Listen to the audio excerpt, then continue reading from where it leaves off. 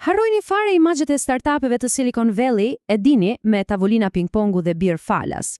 Po sikur të ekzistonte një fondacion kërkimori teknologjisë së lartë që funksionon më shumë si një urdhër monastik apo një akademi ushtarake, një manual i brendshëm i rregullave të Olitec, një qendër italiane për inteligjencën artificiale, në zbulon pikërisht një botë të tillë, të fshehur pas dyerve të laboratorit, një botë me disiplinë të hekurt, me përkushtim absolut dhe me një filozofi që sfidon gjithçka që mendojmë se dim për punën në teknologji.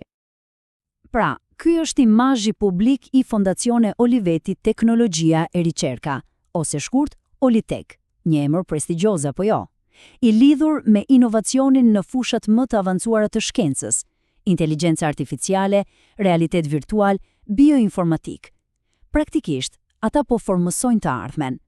Por kjo, siç do ta shohim, është vetëm fasada. Realiteti i jetës brenda këtij fondacioni është shumë më befasues. Dhe pikërisht këtu fillon historia e vërtetë. Kemi arritur të sigurojmë akses në rregulloren e tyre të brendshme, një dokument që nuk përshkruan thjesht një vend pune, por një mënyrë të plot jetese. Ndaj, pyetja që do të na udhëheqë është e thjeshtë: çfarë fshihet vërtet pas dyerve të Olitec? Tani, zbulimi i parë dhe ndoshta më tronditësieshi është se Olitec nuk e sheh veten thjesht si një kompani. Jo. Ideja e tyre themelore është shumë ambicioze se kaq.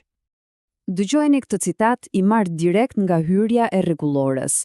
Përdor një fjalë kyçe, vëllazëri. Kjo nuk është gjuha e një kompanie teknologjike normale.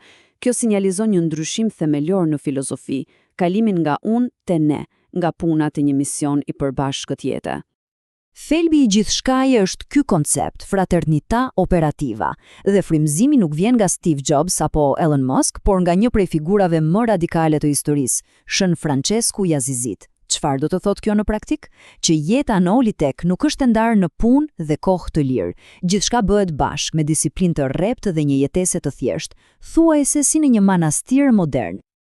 Okej, po si duket kjo filozofi në praktik? Le të hedhim një sy në jetën e përditshme të një antarit, të cilët ata i quajnë kadet. Vetëm ky term na tregon shumë për natyrën thuajse ushtarake të kësaj organizate. Ky program ditor tregon një strukturë pothuajse ushtarake. Pra, harrojeni atë rutinën e mëngjesit me kafe dhe kontroll të emaileve. Dita këtu fillon fiks në orën 8:30, me intonimin e detyrueshëm të himnit kombëtar italian. Ky është një akt jashtëzakonisht i fuqishëm simbolik, që jep tonin gjithë ditës, disiplinë, identitet kombëtar dhe përkushtim ndaj komunitetit. Edhe vaktet, dreka e darka janë të përbashkëta, duke përforcuar idenë se jeta individuale është gjithmonë në shërbim të kolektivit. Dhe kontrolli shkon shumë thellë në jetën personale. Pjesëmarrja në punët e shtëpisë është e detyrueshme, askush nuk është mbi komunitetin. Por rregullat e veshjes janë veçanërisht rrepta dhe zbuluese. Jo vetëm që kërkohet një uniform, por ekziston një ndalim i plot për çdo lloj mbulese koke, përfshirë ato me domethënie fetare. Madje ka edhe rregulla specifike, si ndalimi i vatheve për meshkujt. Ky nivel kontrolli mbi pamjen personale është absolutisht i paimagjinueshëm në një mjedis pune normal. Po mirë, si sigurohen që këto rregulla zbatohen? Jo vetëm përmes presionit social, as pak, Olitec ka një sistem të integruar. Çdo kadet e nis udhëtimin e tij me këtë numër, 150 pikë. Dhe ky sistem tregon se sa seriozisht merren këto rregulla. Çdo shkelje, nga një vonesë vogël deri te një mosrespektimi kodit veshjes, të kushton pikë. Ky është një mjedis me presion shumë të lartë, ku çdo veprim monitorohet, dhe pasojat janë brutale. Nëse bie nën 30 pikë, je jashtë, menjëherë, pa diskutim. Por rregullat e përditshme janë vetëm fillimi. Angazhimi ndaj Olitec është afatgjatë dhe thellësisht personal.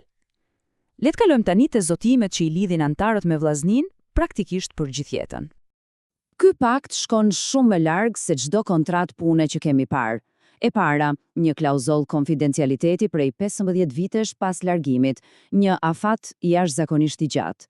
E dyta, një lloj takse solidariteti.